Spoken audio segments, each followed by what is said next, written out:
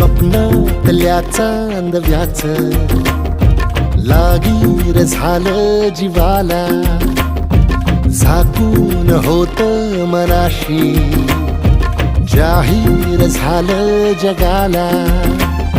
क्षणभर जग हे विसरून सगळे देवढासा दिलासा, पोशील तू श्वास माझा.